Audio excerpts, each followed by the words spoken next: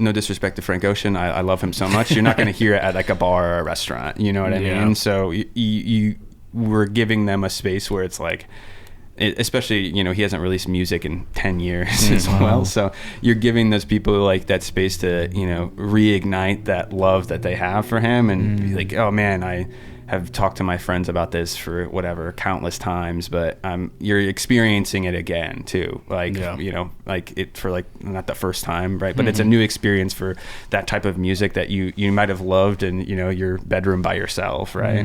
So it's been awesome to do things like that too. I love that.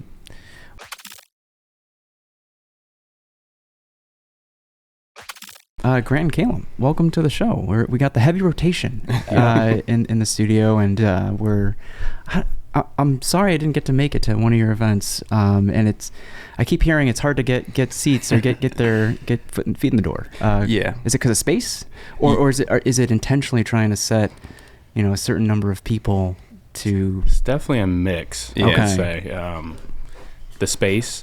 It holds, you know, a good amount of people. So we're dependent on the space? Very intimate. Yeah. Oh, okay, but on purpose. Yeah. Okay. I guess on purpose by happenstance. Yeah. But we definitely came across this space in a very interesting way where it let us know that this was something we wanted to do in a space like this. Grant probably could speak more to the size of it and how it works for us. Yeah. I mean, I think it's a combination of like both.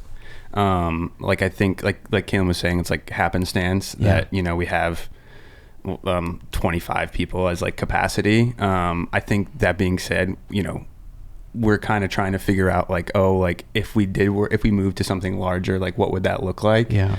But we kind of just started it on like a whim. Like we kind of always had like the idea of like, you know, doing something like this. But then we were lucky enough to work with Tim, who owns Poor Souls, which is where we do it at.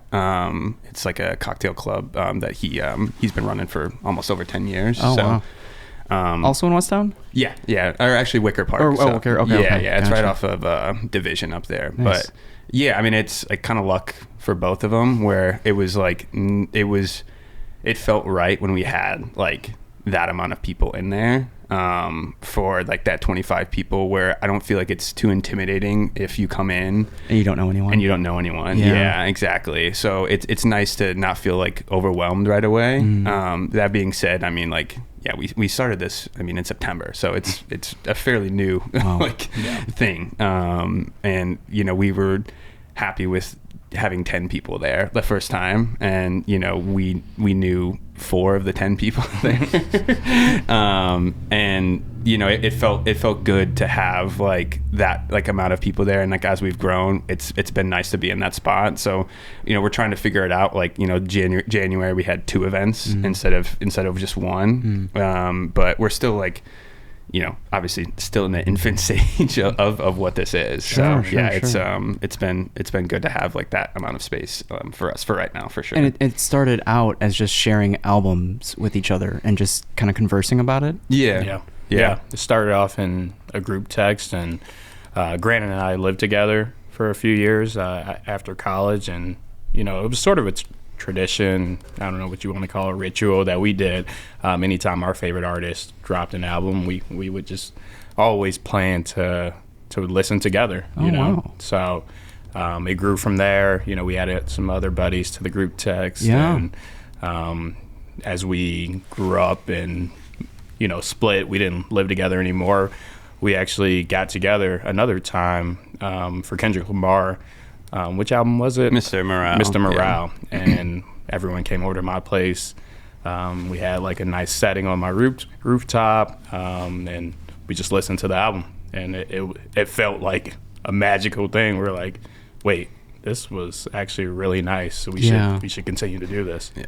And I wonder if there was a way to do it without legitimizing it. Yeah. Could it be this kind of underground, you know, I wonder if it would be just as organized. Yeah. If it wasn't the heavy rotation, you know, could it still be the same thing? Yeah. I mean, I think it would exist without us even doing this in the first place.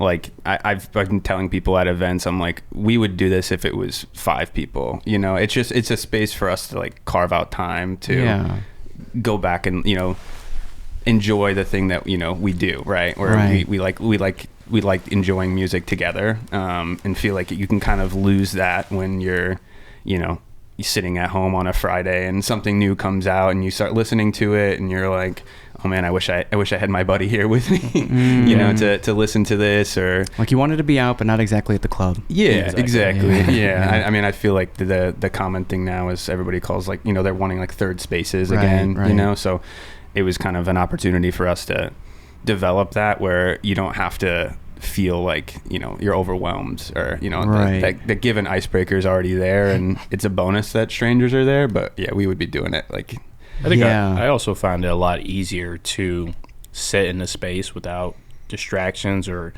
feeling the need to distract yourself when you have other people in that space that are doing the same. You know, everyone's just sitting there listening to the music. They're not trying to figure out what's going on. It's like a networking event. Exactly. Yeah, for sure. Exactly. Yeah. And I mean, all respect to the networking events, you know, I'm happy that they got their lane. But yeah, for me, it's like, oh, like I want to spend my free time, you know, doing something that I enjoy. And obviously it's a offshoot of my free time. So yeah. I feel like a lot of people have been kind of having these, urges might be too strong, but like wanting more of that intentional time. And I wonder how many people just didn't take it upon themselves to actually carve out the time. Yeah. And it took a group like yourselves to like actually hold the space.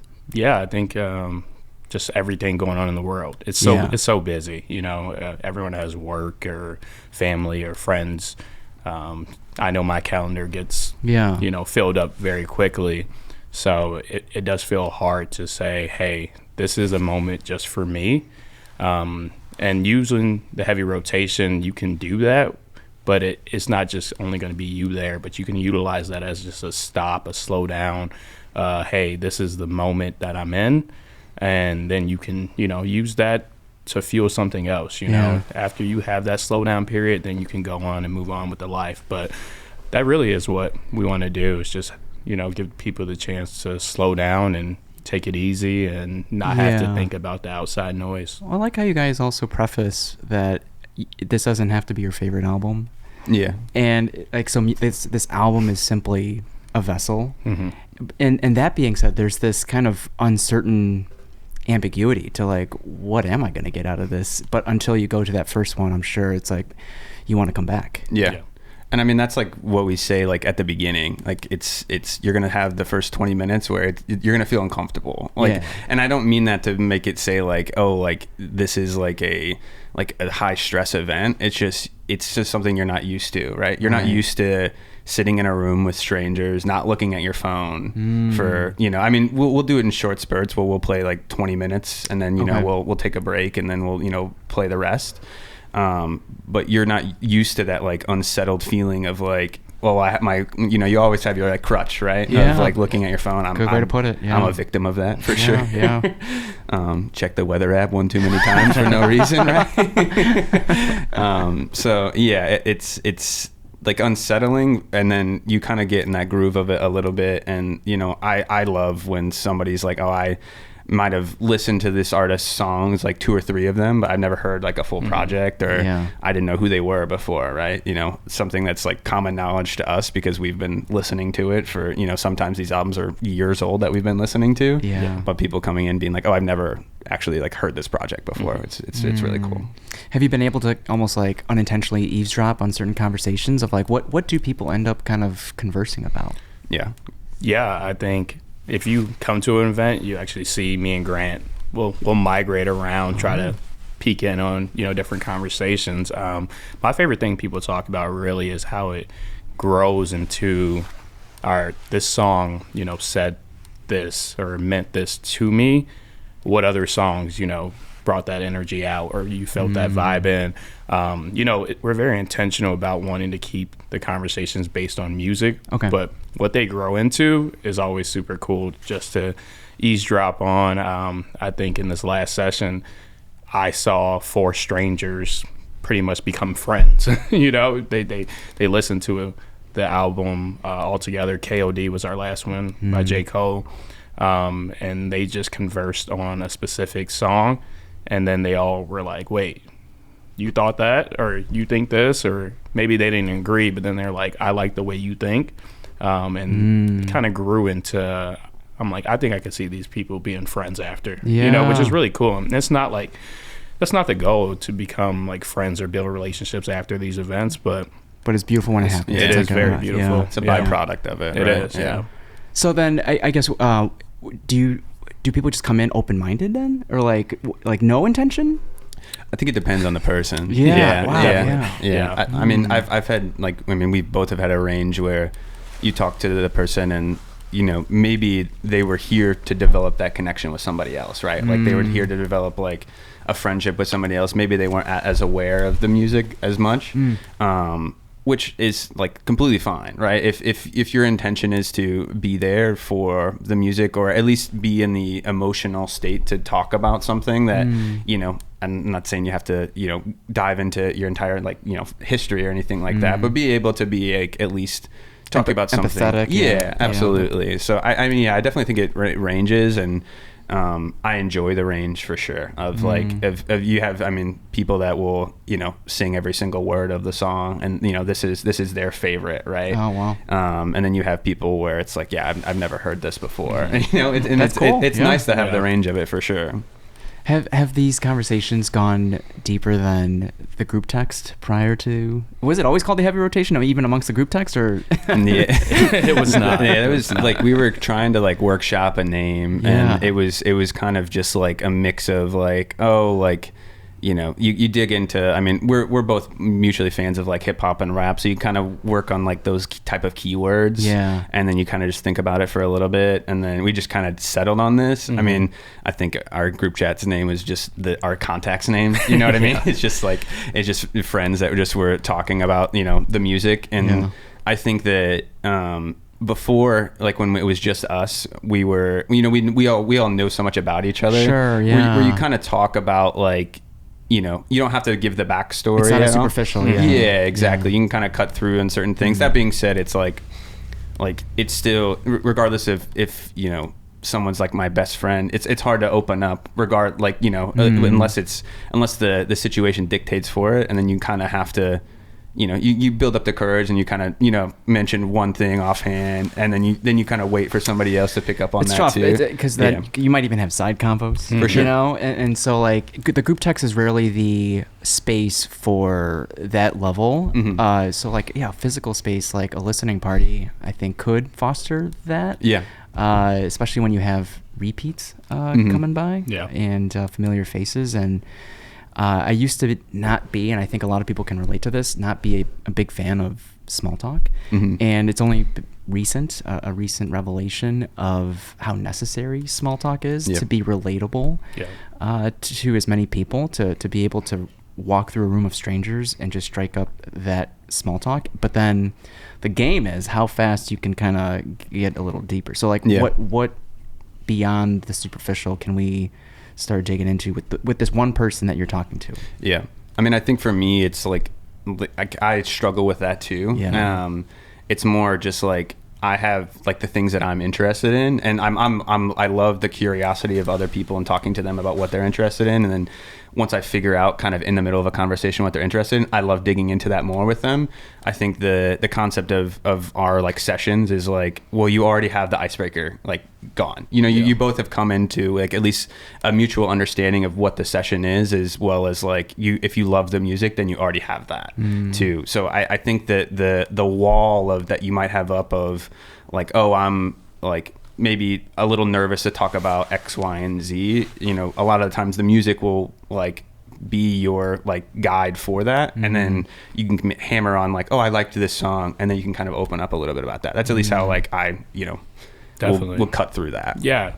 And I'll give Grant some credit. He's a lot better at small talk than I am. I actually feel that's why we work well together. He is able to kind of create those open-end conversations. I like to probably get deeper quicker than maybe people are comfortable with. But that's just like how I like to, conversate and communicate with people. I think, building these relationships and learning about people, like you said, it's just super important for me. And you mentioned something earlier where empathy is a word that I like to use a lot. A lot of people come to our sessions from a lot of different backgrounds or, have a lot of different history in their life. And I just, kind of try to ask people to have that empathy where they are just listening authentically to whoever they're talking to. The same way you're doing with the music, you're listening authentically and you're, just trying to take in every lyric or every sound in the music. Do that when you're having those conversations as well. I like that. Can you guys take it back? Now we're gonna get a little bit more on your individual and join paths of maybe when you met, or if you want, if it's relevant, how far back, however far back you want to go. Yeah, I mean, what is it now? It's over 10 years probably. Over 10 years. Yeah, that we've known each other. Okay. So, like a little backstory about me. I grew up like in a very small town in like central Illinois. Okay. So we both ended up going to the same college together at Illinois State. Okay. And we both just like had a mutual interest for like art, like rap music and hip hop music. And I had a house that was near a bar, and I was under 21, and Kalium was like good friends with all the people that I lived with, and I was just sitting in the living room hanging out by myself because all my roommates were older. And then Kalium would come by, and he'd drop in and he'd hear me like listening to music, and he's like, "Oh, you like this?" And it's just kind of like that, honestly. Yeah, I felt like that's just it sounds so simple when you think about it. Yeah. But yeah, really just stopping by this house and only seeing one kid in there listening to some of my favorite songs. I'm like, I got to get to know this guy, Wow. So just sitting with him. And like you said, we had mutual friends, so I knew he was sort of cool already. Okay. But really we just grew from there. How did it blossom? What kind of shenanigans did you guys get into? Because a lot of my best friends did come from college as well. Yeah. And I think that's like, it's so interesting, at least like moving into like a bigger city in Chicago. I do feel like there is less of like these are all my college friends. I feel like people develop other friendships outside of that, which is, I have those same types of friends as well. But I mean, for me, it's like, Kalium and I's relationship is, he's one of my, he's my best friend, right? It's a relationship that's, taken, years to develop. And I mean, I think that when we first started just, hanging out, I mean, I can't remember the specific time, but there's always that time when you have like one friend that's like a friend of a friend, and you're like, oh, I mean, like, I'd really like to hang out with them, like just by themselves. Yeah, you do that, interesting. You do that text, and you're kind of like, dynamic. You're kind of like, oh, does this, it's kind of like a first date situation, right? Where it's like, oh, I got his number. Are we having a good time? Yeah, exactly.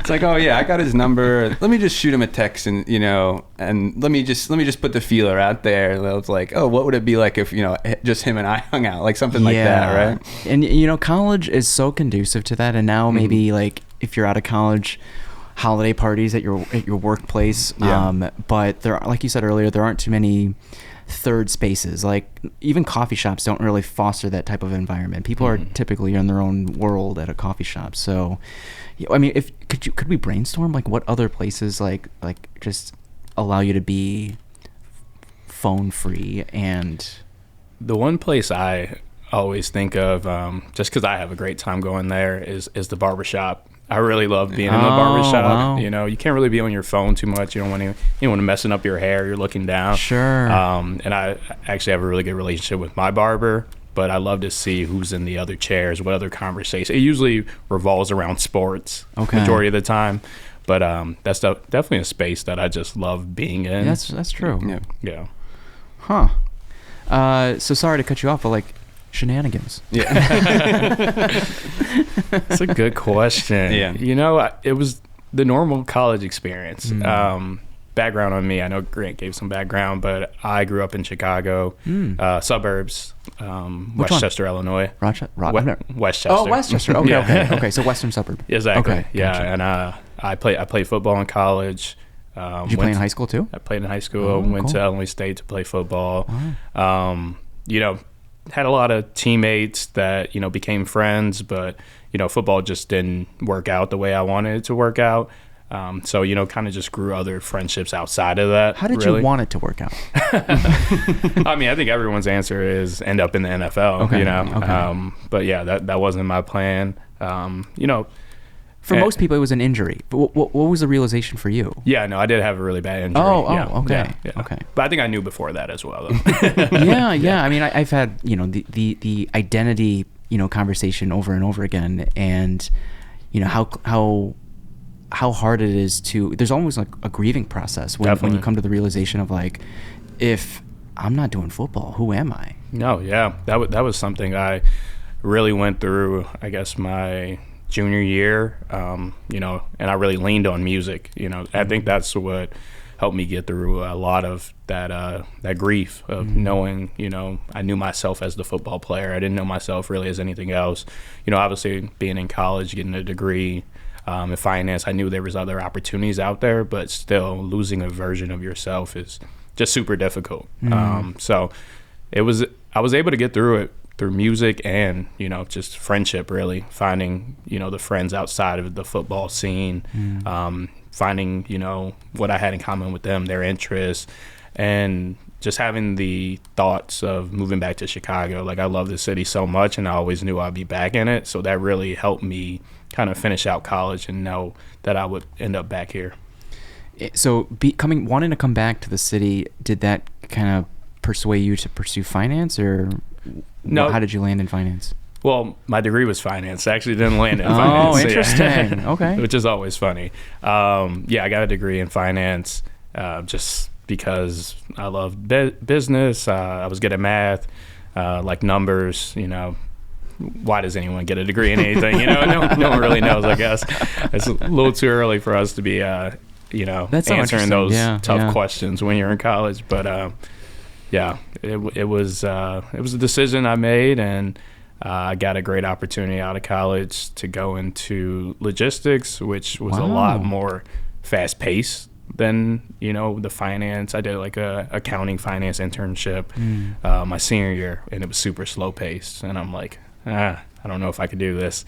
And then I walked into a logistics brokerage for my interview, and people were yelling, people were walking across, I'm like, all right, wow, this kind of seems like a little party. Really? Especially when you get out of college too, you're like, I want to go to somewhere a little bit more familiar. I didn't know that. I didn't know it's kind of like that aggressive. It sounds like commodities. It sounds like the pit. It is. Yeah. It definitely is it's a party scene, to say the least. Interesting. Why am I picturing cubicles? Why am I picturing just phone calls and contracts and communicating with drivers and big companies? Yeah. No, I mean, it's a lot of communicating with drivers, but it's also a lot of, open floor setting. Wow. You're yelling across to someone else, talking about a booking, which was fun while it lasted. I was there for, I think, a few years, and then I wanted to get more serious, about my career, and, kind of just took off from there. What does that mean? Did you not see a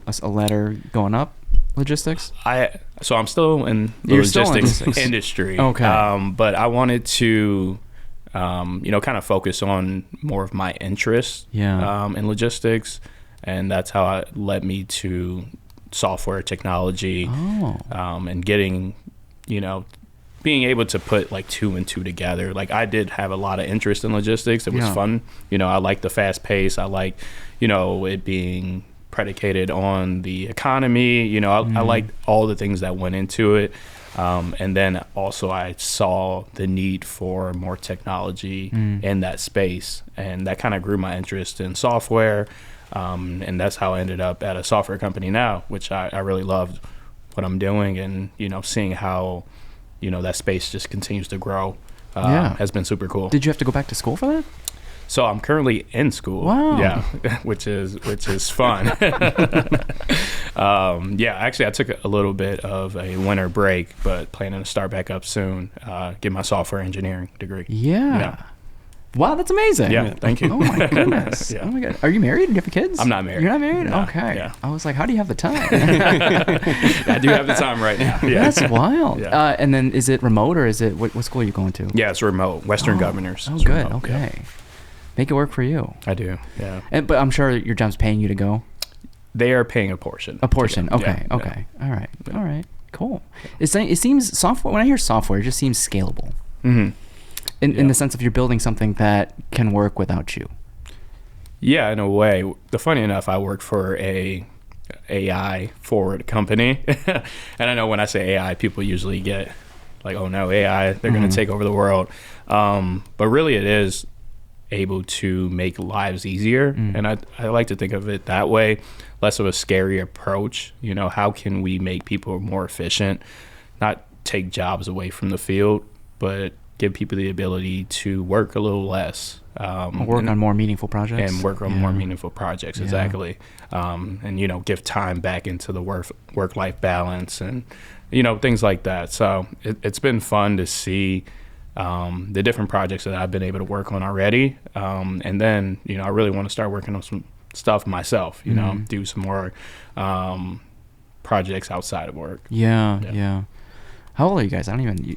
I'm 31. 31. I'm Okay. 30. 30. Yeah. Okay. I'm 35. Gotcha. 35. But this is what a fun time that you're absorbing and you're getting paid to learn, and then you still have time for side projects like the heavy rotation. And if you have a personal life, like you know, to nurture and stoke that fire as well, it's a great time. Yeah. It's a great time. I with the home that we just bought, we also became landlords. Okay. And the tenants are Italian international students. Okay. And this is their first time living away from home. Oh wow. And I see a lot of myself, and they're just living with their best friends. Yeah. And what a time to be like. So they're like, what do we pay? How do we do recycling? How do we pay? Do we pay for ComEd and gas? Yeah. And it's like, what a joy to help someone navigate this great city of Chicago. Absolutely. And to help them relish this time, like you're in the golden years, you know, in a way.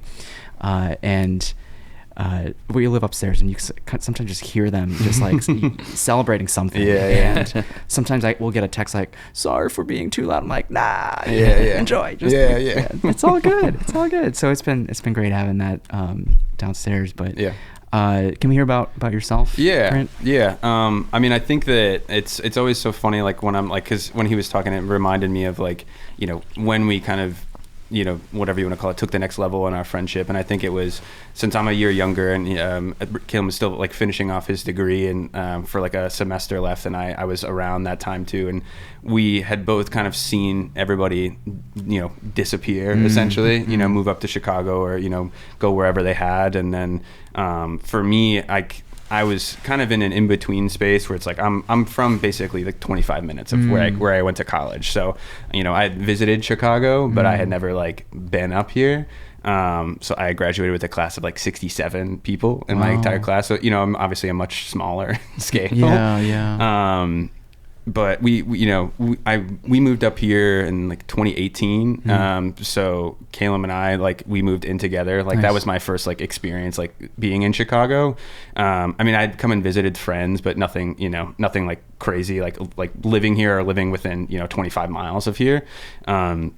So after like being like, introduced to that, it was something that's like, oh, like, I don't ever plan on like leaving, it was a very like, overwhelming experience in like such a positive way. I feel like people from, my area, it's an overwhelming experience in like a negative way where, Interesting. They like, I mean, I have people in my life that like I went to high school with that I'm like, I don't think that you would ever even want to be up here. And that's okay too. And that's completely fine. Yeah. I think that those people might struggle with, the Chicago aspect of life, and I think that that's completely fine. If that's not, if the city isn't for you, that's completely okay. The city is definitely for me. Doing something like this, like I would not be able to do this like around my hometown, So it's been able to be nice to explore like, what my life is, and, being able to, drill down on interests that I have, and then start something up like this. And, just by happenstance, we've gotten, pretty, I would say not successful, but it's picking up steam like a lot quicker than we thought it would. So it's been really cool for that, for sure. So that home that Kalium Kalium bumped into you at, was that just a roommate situation, or were you like commuting from home because you were 25 minutes away? Yeah, so I lived in like the actual, like on the actual campus. Okay. So yeah, it was me and like 7 other roommates. So it was like our own. Wow. It's a pretty big house. Mini frat. Yeah, It's basically our mini frat. Okay. Yeah. Okay. They call it the bird house. Yeah. Bird Yeah. Yeah. Was it like a guys, cage? Like what happened? Those guys will love that shout out. ISU Redbird. So yeah. Oh, yeah, okay. Yeah, Sorry, yeah. that makes sense. Yeah. And so for you, because I didn't put a lot of thought as to, I think I was limited to like state, like Illinois schools, but did you put a lot of thought into like where you wanted to go?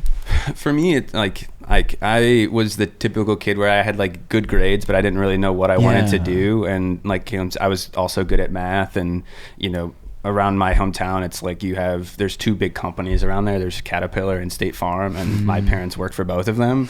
My dad worked for Caterpillar, my mom worked for State Farm, and my dad was an engineer there. And it's like, hey, you're good at numbers. We don't really have any other background of like, you can't just go to school for business, right? Or general business, or you can, but finding a specific job and that like type of market might be a little bit more difficult. So they were like, oh, well, why don't you try engineering? I was like, okay, sure, let's go for it.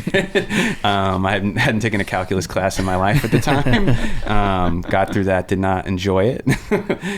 So I started at like the community college just like down the road from the school, just because I was like, I don't know what I wanted to do, and I didn't want to go to U of I and spend $45,000 a year on that just to take that chance. And obviously I'm happy that I stuck around, and then went from the community college. I went to ISU from there and just kind of, went for finance essentially. Okay. I started with accounting just because, once again, my family was like, oh, business accountants make a decent amount of money. Why don't you go for that? Wow. Yeah. So, and then I just ended up like double majoring in both just to cover my bases and, keep the parents happy, and then say, this is what I actually want to do after 3 or 4 years. I feel like a lot of college grads, new grads, you're given all of this promise of like a great future after you finish. Yeah. And you leave this kind of highly scheduled, regimented life to this open-ended, you're on your own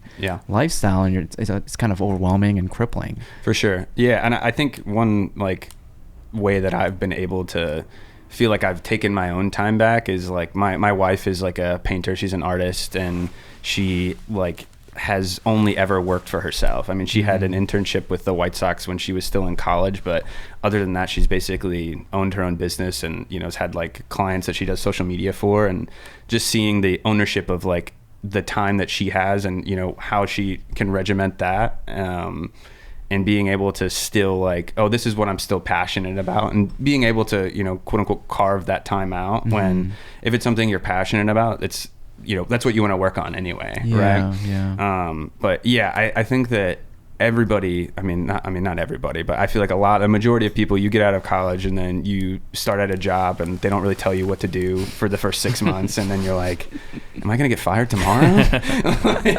I haven't done anything. I've been asking if I should be doing something and nobody tells me anything. So I feel like you figure that part out, and obviously there's time in between there of figuring it out and feeling like you're actually like, oh, is this something that I'm like truly interested in? Yeah. I struggled with that for a while, where it's like, oh, well, am I just doing this because I want to make money at it, or do I actually enjoy doing it? And having the work-life balance of like, oh, this is what my free time is, and this is what my work time is, and then sometimes those blend together. But is this like something I'm like, not, you don't have to be 100% passionate about everything, but is it something that like I'm willing to sacrifice my time to work towards, right? Yeah. So where did you end up after graduation? So I started at a commercial insurance company called like CNA. So that was like, I liked it because they offered like a rotational program that they like discontinued, but it was like, oh, you do 6 months here in accounting at this part of the business, then 6 months here in the finance part. And it was like a 2-year program where you just rotate between different teams. That was nice. I think that I didn't really understand how morbid the insurance industry is. Even on the commercial side? For like general liability? Yeah, I mean, the commercial side, like the specific one that I remember that I was like, oh man, I don't know if this is for me, was they had a long-term care division where it's basically, they offered it up until like the early 2000s, but it was basically a gap that would cover your Medicare costs, whatever, cover 80%. This covers the rest of it. So they found out that they were like losing money on it, obviously, but they can't like discontinue the business because they wrote all those policies, and then they were like tracking morbidity rates, and I was like, I don't know if this is for me. Interesting. So yeah, from there I moved to Aldi, like the grocery store company. So yeah, it's been fun. Is it in the city? Like, where's the headquarters? Where's the office? So it's in Batavia. So I reverse commute out there. Yeah. Oh wow. Yeah, I have to go in like twice a week. South? So west. It's about as west as you can go. Okay. Are you happy? Yeah, no, I like the position that I'm in. I'm still like, you know, I feel like Cam and I both are just doing side projects on side projects. Like I still, like, I've been obviously like interested in the finance space. And I think one thing that's attracted me about the finance space specifically is, you know, being like your own like registered investment advisor and working with, you know, small businesses, I think would be something that I would like be really passionate about. So I'm studying, I think it's called the Series 57. I'm studying for that right now. But I just, with like my wife being an artist, and she works at all of these, you know, festivals around the city, like those summer fests, like West Fest and Wicker Park Fest. And like, what do you mean works? Like she has a booth? Yeah, Nice. So she hasn't done it for a couple of years, just because she wants to more focus on like getting into galleries and stuff like that. Yeah. But it's like a great way for a lot of people to see your art like on a booth. So you also end up talking to the person that's next to you as well. Like, hey, what are you focused on? And it's really interesting because, you know, these people have been working their entire lives at this small business. Some of them have just started up, and you can see the difference of people that have like, well, I've only ever invested any money I've earned back into myself. Wow. And, you know, it's finding that balance where I'm like, oh, that'd be like a very interesting thing. How are you supposed to retire? About. Yeah, exactly. Right. Or are they technically retired? Yeah. If you're doing everything you want to do. Yeah, exactly. So yeah, it's like, it helps me get to where I want to go as far as like the money that I can make from there. I can, you know, distribute my time differently, which is, it's enjoyable to still feel like I can, you know, quote unquote, disconnect from work. As well. Yeah. So, I mean, if you can get your work done in a certain amount of time, that gives you leeway or runway to, you know, focus on other things. Yeah, absolutely. Okay. Yeah. When, for both of you, when have you guys had the realization of agency, of like, that's the name of the game, of like, how can I create more control over how I choose to spend my time with the people I want to spend my time with? Yeah, no, that's a good question. And Grant kind of touched on this a little bit, but having people in your life who are creative, you know, like Grant's wife, and I've been lucky enough to be around, you know, artists and whether it be musicians or painters like Bree, just see how they navigate life. You know, they have a little bit of a more chaotic, you know, schedule. You know, they're not every day is the same for them. They're not working a 9 to 5 always. And sometimes if they do work a 9 to 5, then they work a, you know, 5 to 9 after, where they have to do, you know, whatever creative outlet that they're currently working on. So seeing how they navigate up close and personal has been a huge, you know, impact on me, and showing me, you know, what's really possible, and how you know, you don't want to always like schedule how you're going to be meeting with people or scheduling how you meet with friends. Yeah. But it is cool to like show up. You know, you might have a big project you're working on, but you also may have something important for a friend. And, you know, understanding that balance of, you know, this is super important, but also this is, you know, more important as well. So I think that's been cool to see up close and personal. And as we kind of understand ourselves, we might not always call ourselves super creative, but we created something within this heavy rotation. So, you know, kind of changing our mindset of how we see ourselves has been, you know, super rewarding and interesting all in one, because now we have to be in that creator mindset of how we're going to be spending time and what we're utilizing time for. Is this important? Is this not important? So that's been fun and also difficult, but also, you know, interesting and eye-opening. I wonder if there's a point where it's no longer worth it. This podcast was born maybe 8 years ago, because I was burnt out teaching, ironically, this class that I'm still teaching. And by creating something, you almost become a magnet. Yeah. And for people to find you, so you no longer have to chase. Yeah. And that is fulfilling for the ego, for sure. But that's exhausting as well. Yeah. Because you're kind of chasing that feeling. Yeah. And it's not coming from the inside, it's coming from the outside. And so, yeah, I wonder, like, capping it at 25 or discovering the art of being a good host, there's probably a fine line. Yeah. Yeah. I think for me, it's like being able to create something as like, special as we both value this has been, like you said, it's like one of the most rewarding things to like feel like you can create something. I see my wife create something that I can't even dream of like every day. But it's very rewarding to be able to feel like, for me, it's like, this has made me feel like I've gotten like a piece of myself back. Because you kind of, I feel like you have that, 2 years after college where you're just trying to figure it out. And then you have maybe 3 or 4 more years where it's like, oh, I have it figured out. And then you kind of desire, I'm like, oh, I want more, like whatever that is. I want more, quality time with my friends, or I want more time to, create something, or what does that look like? So just being able to feel like, oh, well, I've, taken control of something that I'm passionate about. And it's the byproduct of that is like, well, I'm able to share, our mutual creation along with my wife. She kind of does like our social media and stuff. So she's obviously very good at that. And after we create something, it's like, oh, well, people actually like want to be a part of it too. And, it's just a piece of, what him and I share on like a regular, weekly basis. It's nice to be able to share that same type of environment with other people as well, and just be able to feel like, oh, okay, like I've created something that other people enjoy as well. It's rewarding for sure. Okay, so I'm hearing that this project is for yourselves, but it's you've built it to the sense where it's shareable. Because I mean, everyone and their mother has a podcast, and so but most people's motivations for starting one is, from my perspective, kind of like business, and to monetize, to get sponsors or whatever. And Joe Rogan did it for 10 years before took off. And I'm approaching that, and I'm still not, it's just like, it is what it is. And so I guess what I tell myself is, I've created this thing that I hope people that I ask to come on feel like they would get something out of it. If anything, it's a space to reflect on this journey.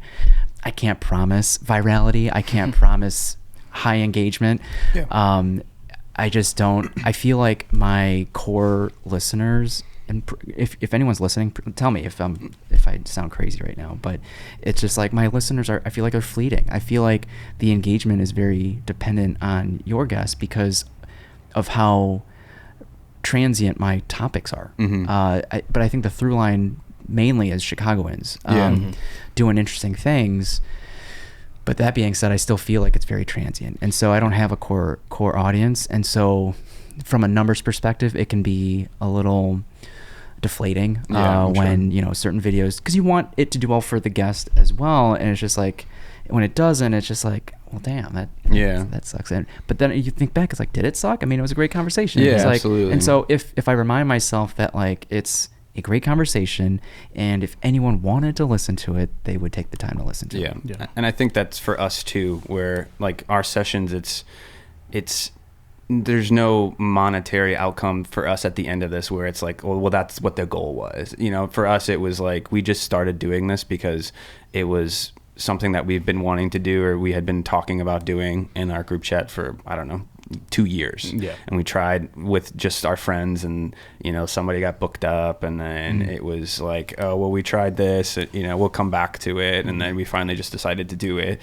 But at no point for us, it was like, the monetary gains was not the goal. I mean, it's still not the goal. I think that obviously at the end of the day, if you create something, you want people to be interested in it, you know, and I think that for us, it's a nice benefit to have people interested in it. I enjoy that people are interested in it. I love that people are interested in it.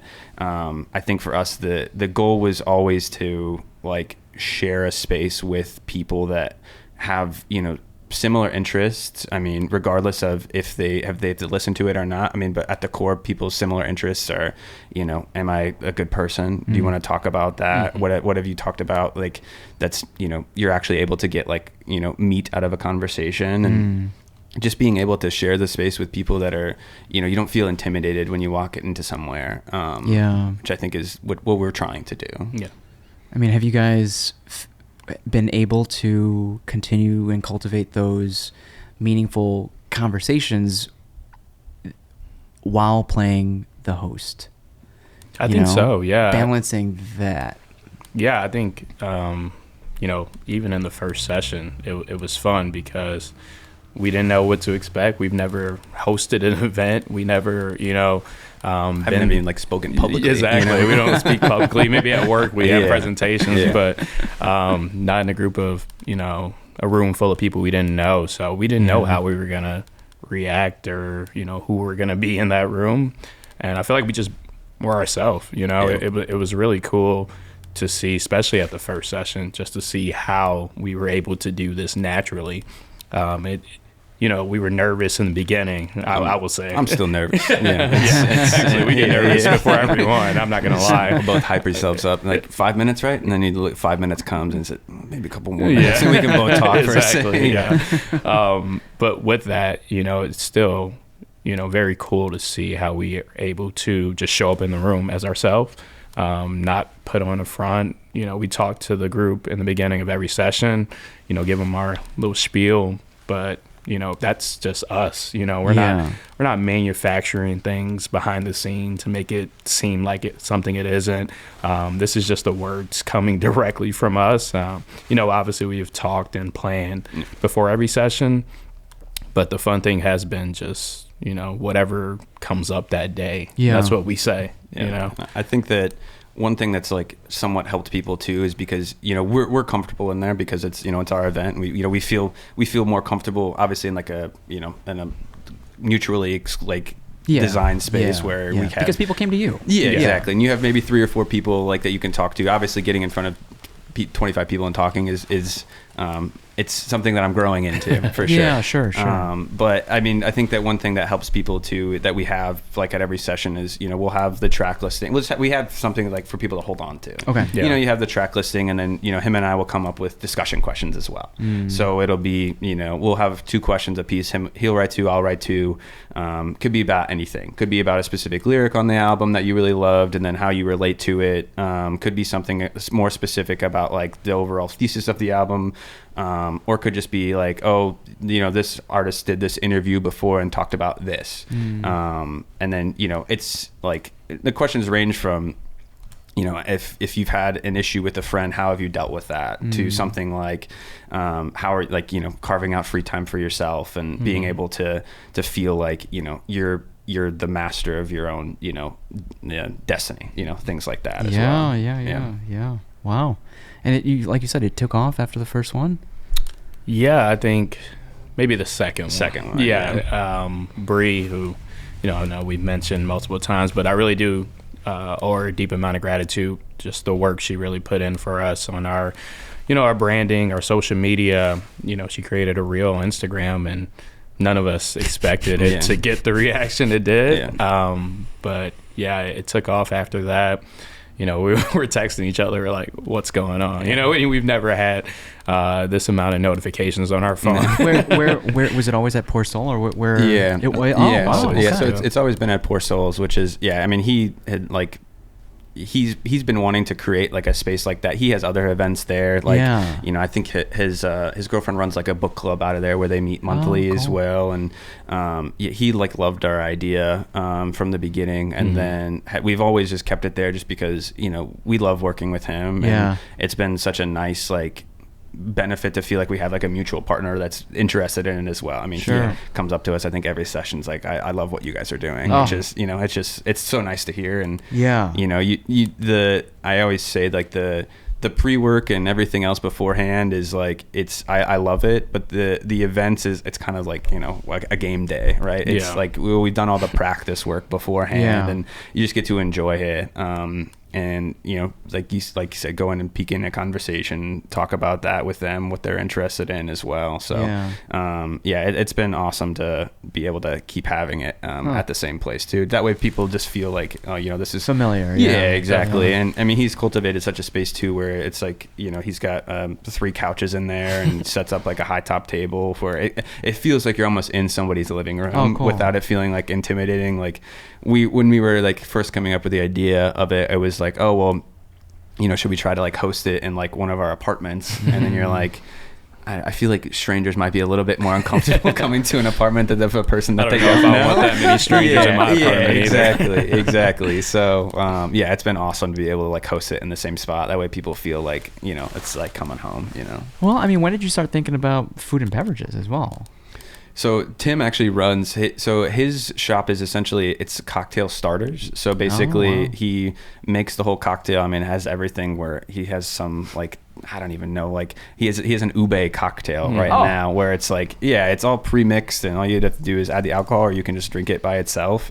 But he has so many different flavors where he has like, you know, old fashioned mixes, any type of like alcohol mix that you ever want to do. Like he's got all of that. So he's had that like already. And then, you know, we'll just supply the alcohol and then he'll just make the drinks already. And then that way it's just ready to go for people.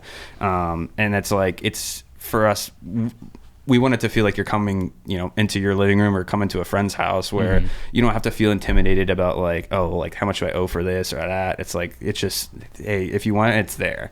And I always feel like it's nice to not feel like you're going into a place being like, oh, well, I wanted to come on a Wednesday night, but now I got to spend $50 just to like hang out, you know? So it's been nice for that too.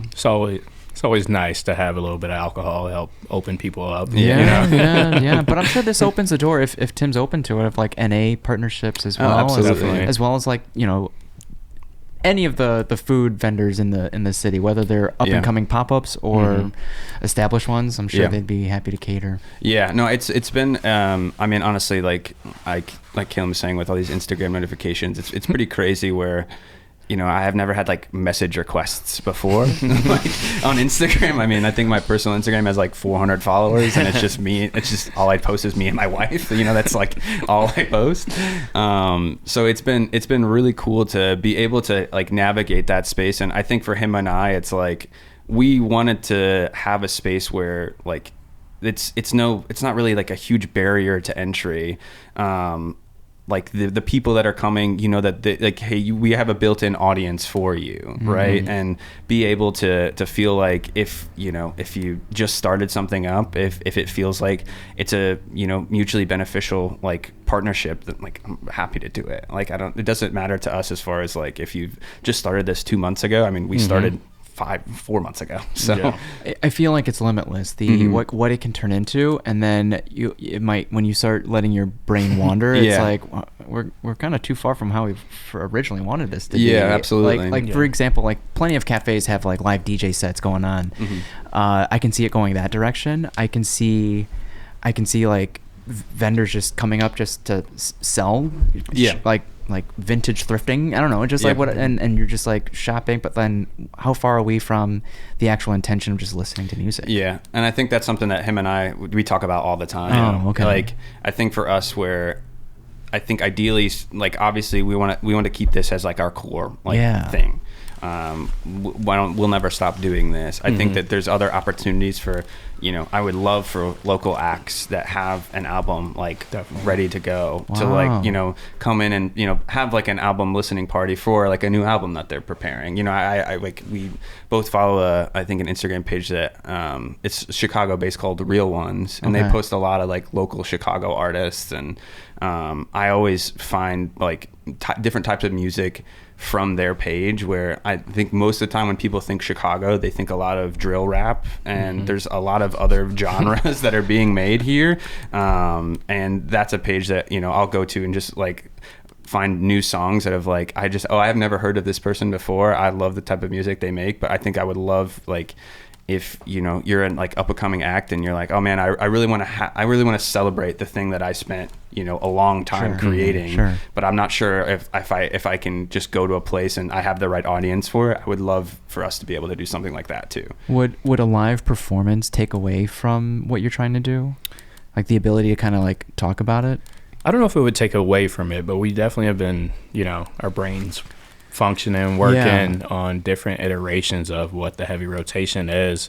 You know, the one that Grant mentioned is probably the one we're like most excited about, you know, first off being, you know, a place where artists can come and, you know, showcase their new music, or maybe if it's not even new music, maybe a artist that isn't from Chicago, or they're touring through Chicago and they want to stop by the heavy rotation. Like, I think it can just be that space where they want to get an audience that is just dedicated to listening to the music.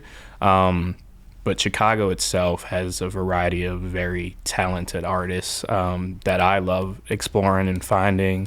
You know, last weekend I went to a rap cypher and then I went to an indie band, you know, in the same day. So like there's so much variety of things that is going on in Chicago, and we really want to tap into that next and, you know, showcase and give these artists an opportunity to have authentic listeners. And, you know, we know how much work goes into each song, lyric, or album, you know. So being able to give them that space, I think that's super important for, you know, a next step. Have you guys gone to like So Far Sound shows? Yeah, actually I have as well. Is that still a thing?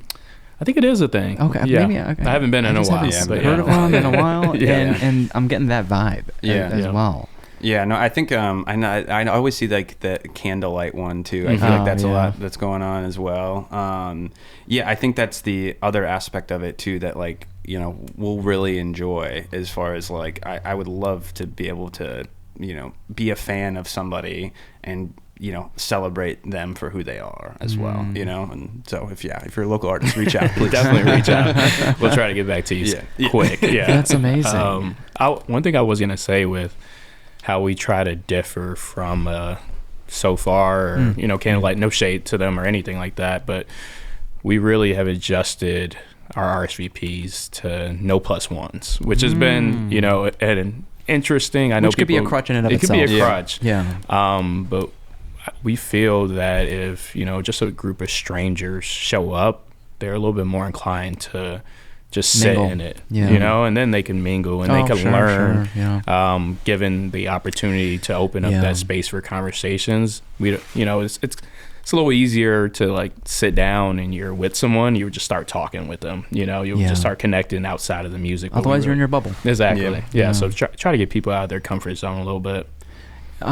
If I remember correctly, this was like men's only. That's how it started. And then I saw females in the last one. Yeah. We started like that, where we so my wife did a lot of social media for a women's like book club specifically. It was it's called Ladies Who Lit.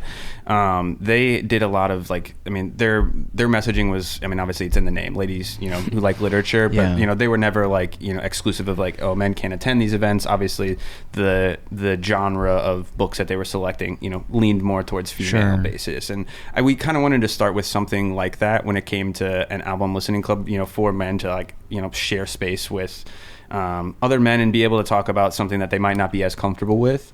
That being said, I think that there's like, for music, it can apply to everybody, and I think that's kind of one thing that we realized, you know, pretty early on, was it's not just you know, for men only, you know, as far as like the type of music that we listen to, right? It's for everybody. So I think that, and we've developed a way of like, oh well, this, if you're coming to our event, our audience is not going to judge you. So I think that we've kind of found that spot of like, this is how we started, and we kind of have, you know, evolved into that. Yeah. I mean, I think, correct me if I'm wrong, but I think, I mean, there are certain discussions that are easier to have in a room of just men. Yeah, definitely. You know, especially if you didn't grow up in a culture talking about certain things, and I don't know, and but I hope that changes. And I think, I mean, where I think this generation amongst every generation is more open to change and being more vulnerable. Yeah. I think that we've found, like, within our space too, you will have, you know, those conversations where you'll walk up and it'll be only a table of guys, and there will be diving into something, you know, relatively deep for a conversation that started 10 minutes ago. That being said, like you mentioned, I think that's another offshoot for us too, right? Where we have our core of like, hey, this is the album that we're playing, and you know, we have, you know, specific events that are for men, just as like a space to, you know, be able to openly share, you know, what they're going through, or you know, what's going on with them. I think that one like particular brand or company that I've really taken akin to was coffee, hip hop, and mental health. They kind of do a lot of that. I think for us, we were in a similar vein to them like when we started, and I think that's something, you know, it's our like ideas are, you know, limitless in a sense of like, well, we have this, we can, you know, have an offshoot of this or that as well too. So it's something that, like, I know for me, it's like I'm able to like share more openly when I don't feel like I have any other, you know, pressure on me as well. Yeah. So I mean, it's a combination of, you know, trying to figure out the right thing to do, where we don't want to exclude people. We also want people to be able to feel that they can share openly too. Right. And so with how in demand these tickets are, like, what's the current way to make it inclusive or equal amongst when the tickets drop? Yeah, I think that's something we're trying to figure out as well. Okay. We're learning as it goes. I think you know, we have anyone who's been to the events now, we really are telling them, you know, if you want to come back, you know, put our notifications on for Instagram. We post everything on Instagram. We have, for the last 4 events, we allowed voting on the album, the next album. So we're trying to increase that engagement. And then we'll release like, hey, the tickets are gonna be going up on this day. You know, we'll do a countdown and give people the opportunity to, like, you know, you have to be quick. You know, I've gotten some feedback from people who are like, oh, I tried to click on the link, I couldn't get in. So but we're definitely learning as we go. It's I saw you guys added the $5 ticket fee. We did. You know, people are ghosting. People are just like, there's no skin in the game. Right? Yeah, that's literally what it was. That's all it was. Like, I mean, I think so. We had an event. It was the Tyler the Creator one, where that was our last like free one, and we had 25 people going. I think we had like 240 people on the wait list or something. Yeah, and it was. I'll give it a very cold night. You know, it wasn't an easy night to get out. I mean, none of the nights the last 3 months have been an easy night to get out. But yeah, I mean, I think it was probably 15 minutes before the event, I just saw like, oh, can't go. And I was like, oh man, coming through. Yeah, and it's like you want those, like the people that sign up for the wait list. Like I if I could have everybody that wants to come could come. Obviously, like I said, as long as it's still, you know, the same thing, I would love that. But yeah, like you said, it's just like, it's no, like I even if it's just $5, it's like, oh, well, I paid $5 to go to this thing. Just feeling like you have some sort of, like you said, skin in the game, and like everything else from there is free from that. It's what's funny is like, that's not going to feel like anything one day. Right? Yeah, absolutely. And I wonder if you can just have the drinks built in, or, you know, into the cost of that, and they just, you know, it is what it is. But I think right now it's like, the vibes won't be the same if you're missing that many people. But when you really think about why we started, it's like, if you two were just in the room, it's like, it is what it is. Yeah, you know? Absolutely. Yeah. I think it's less about you know, not having people in there, but more about giving people the opportunity on the wait list. Because they were really over 200. That's why. Yeah. No, it's been, I mean, I do feel like we were able to find a space where it's like, we're still putting them up, and obviously we've gotten, you know, like, our audience is awesome. You know, it's like, people are so excited about it, like right away. So I mean, the last 2 we've had, you know, sell out in like 5 minutes. But I do feel like I don't know if it's just by happenstance or what, but I do feel like it's honestly a pretty even mix between male and female that show up. I think it's just like people are clicking the link fast enough or what, but we've gotten really lucky in that sense, where I do feel like if it's an even mix for people to feel like, you know, I'm not overwhelmed one way or the other, you know? Okay. Yeah. Wow. With the wait list, are you going one by one, like kind of reaching out to the people on the wait list, like whoever's on the top? Yeah, I mean, we've like the app that we use is just it's called Partyful. Oh, okay. It's been really cool to use it. Mm-hmm. They have some bugs like every event app does, but I'm sure you looked at like Eventbrite. Yeah, like so if you put yourself that you can't go, it just moves the next person up. Nice. Yeah. So it's been nice in that aspect of it. That being said, I feel like if somebody does it too late, obviously they're not going to know right away. We did have somebody at the last event where I think somebody put they couldn't go like maybe a couple hours before the event, and the other person got off the wait list, and then they just reached out to us too. I think for both of us, we always like want the people there that want to be there. So if you can't come, like that's like you won't take it personally. Yeah, it's completely okay. I mean, we everybody has busy lives. I totally get it. Yeah. But when people get off the wait list, I'm excited for those people too, because I feel like those people come in and they're like, you know, energetic. It's like, oh yeah, I was on the wait list. And I'm here now. So it's nice for that too. I probably have done a bad thing. I don't know if Grant has done this, but I started telling people, yeah, just reach out to me on my personal. Let me know. But yeah, that's just to the sense of like I know what the wait list is, and when people do mark can't go at the last minute, if you reach out to me, like at least I know this is someone that really wants to go and is going to go. So not everyone reach out to me, but if I have told you to do that, you still can. Yeah, that's interesting. Yeah, because I mean at the end of the day, we want it to be an environment where like I don't want it to be like a Black Friday, 60% off sale. Like it's by happenstance the capacity that we have, like we're kind of limited in that way, and there are good and bad things about that. It's great that we have the 25 people that feel like it's a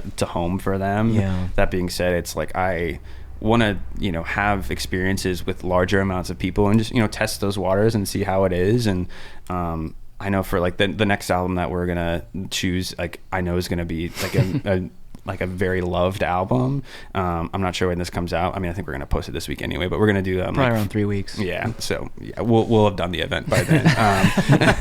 But we're gonna do Frank Ocean Blonde. Oh, nice. Okay, cool. Yeah, and that's like a deeply personal album to both of us. Oh, yeah. And I always feel like the I don't want to say universally, but the albums that people love a lot, where you kind of have that diehard fan base, I feel like people jump on those. They want to be in community with those people that also enjoy it. Yeah, because I mean, no disrespect to Frank Ocean, I love him so much. You're not going to hear it at like a bar or a restaurant. You know what I mean? So you we're giving them a space where it's like, especially he hasn't released music in 10 years as well, so you're giving those people like that space to reignite that love that they have for him, and be like, oh man, I have talked to my friends about this for whatever countless times, but you're experiencing it again too, like like it for like not the first time, right? But it's a new experience for that type of music that you might have loved in your bedroom by yourself, right?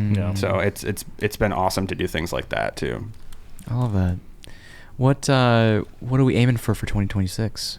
2 a month or 1 a month, just to make it realistic? Or yeah, I think we're gonna stick with 1 a month until it gets warmer. That's a very Chicago answer, probably. But I think we both understand, how the cold affects people. Yeah. Could this be a patio thing? I would love that. Yeah. No, I would absolutely love that, and I think that for us, like, that's something where it's like I want it to feel like you're just going to hang out with your friends. So okay. I don't know if you know the people behind. I feel like it's Queen Mary Tavern in Logan, but like the people behind Motor Shucker. Okay. And so they have seafood towers and oysters. I got the works. But it's at a bar. The patio is immaculate vibes. I don't know. I could see an outdoor listening party. I would love that. Yeah, we absolutely love that. Yeah. We know how, bright and lively Chicago is once it gets nicer. Yeah. So we're trying not to look too far ahead for that. Try to be in the moment, obviously. Yeah. But definitely some exciting times ahead. There's so many like cool venues in Chicago as well. Yeah. Like there's I think it's a restaurant. It's like a mix of both. It's like honestly a mix of kind of what we're doing. It's like a vinyl only type of bar. It's called Parachute. Really? But they the Korean place? Yeah, I think unless there's multiple parachutes. Yeah, no, I think that might be it. Where I think I just started following them, but I know that they're. So we had talked with somebody that had worked for like a whiskey sponsor that had talked to us about like what we're doing. It seems he said it's very Japanese kind of what we're doing. He said that they have these. There's in Japan. There's a lot of these listening bars in Japan that do similar things where they play a vinyl front to back. Obviously, it's much more relaxed. People are getting drinks, food, etc. But those type of places, like I would love to do that, like at a place like that too, where it's kind of built in, and you don't have to worry about like the vibe's already going to be exactly kind of what you want it to be. But I mean, yeah, it's just there's so many, like doing it in like a recording studio or something like that would be awesome as well. It's yeah. Huh. We got a lot of ideas. Yeah. they're churning. Yeah. So yeah. Are there any? I'm kind of running out of questions, but like, are there any other things that you want to kind of put out there into plant some seeds, manifest in a way?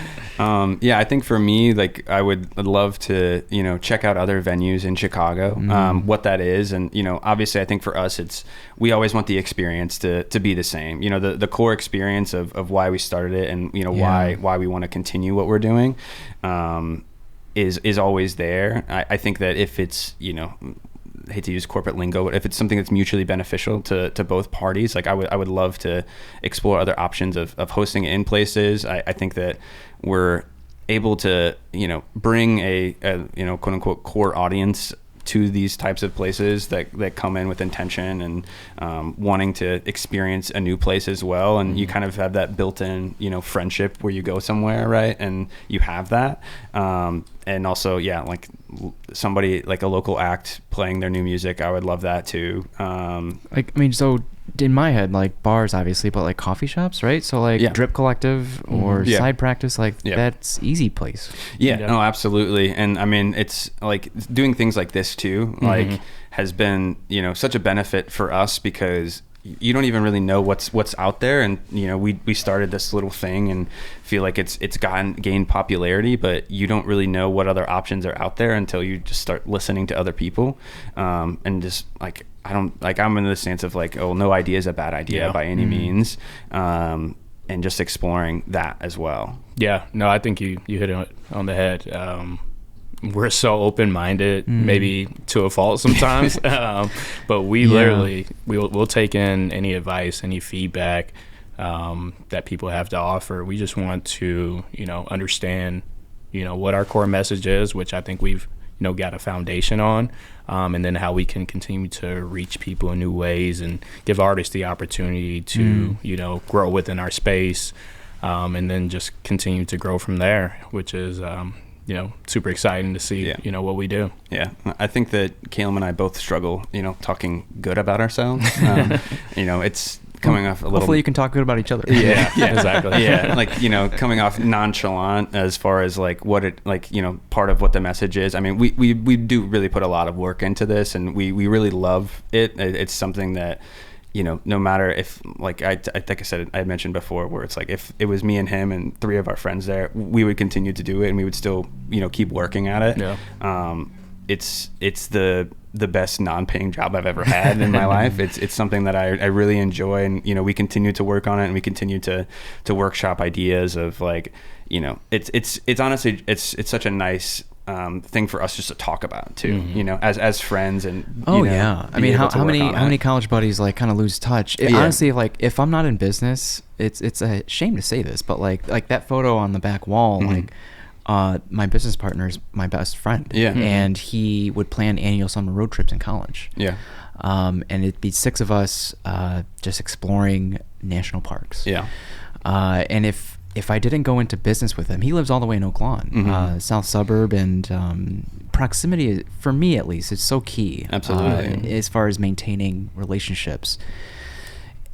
I don't know. I mean, we have friends that live across the country now, and it's like it's easier than ever to like hop on a call or even a text message, like FaceTime, just to catch up, and we still don't. Absolutely. Yeah. And especially with the over 200 wait list, it's a sign that people are hungry for community and a third space and meaningful dialogue, and music just happens to be the vessel for that. Absolutely. And I think if you guys had the bandwidth for it, I think twice a month, and when this gains even more momentum, I hope maybe venues will reach out. Like it's a win-win, you know, you bring the community and they get some new customers in the door, and that's the name of the game, is like agency, but then like fostering win-win situations with people that you want to work with. Yeah. And I think that's like the crux of you know why we started it, right, is having that, like, you know, because you can only talk about the same thing, you know, with your friend that you've known for 10 years, right? So many times, and obviously you have new experiences every day, but you do kind of, like you said, it's, I mean, I'm the same way. Like, proximity is such a huge thing for me. I mean, we live like a half a mile away from each other. And I think that that's such an easy thing to focus on, and I do think that, you know, humans are creatures of habit. Like, I have friends that will drive an hour to go see another friend for 2 days, and hats off to them. I, like, you know, that's something I probably should work on as well.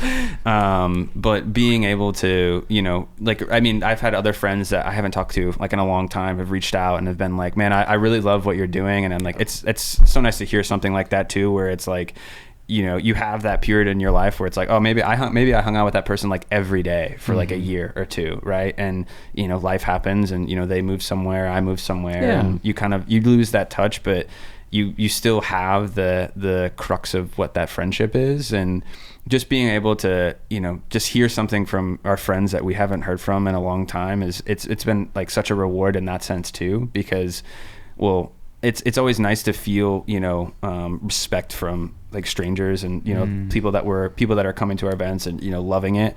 It's like one thing as well to have like close people in our lives saying like, hey, really love what you're doing. You know, like our other friends that are in that group chat with us. It's like, man, this is really going to go off. I'm, you know, so proud of you guys. But, you know, sometimes hearing it from a friend that you were like really close with for, you know, a long time, and, you know, you might not hang out with them as much anymore. Hearing that from them, I mean, you know, it definitely makes a difference in me and makes me feel like we're doing the right thing, and, you know, we're working towards something that we are, you know, can really be proud of. Yeah, I 100% agree with you, and like I also 100% agree with the other side of that coin. So like the podcast was initially a clothing company. And so I wanted to make motivational merch, and after your friends and family support you, if the strangers aren't validating it, then you don't have a business on your hands. And it kind of like evolved into a you know, media company in a way. But I agree with both sentiments of like you do need to be validated by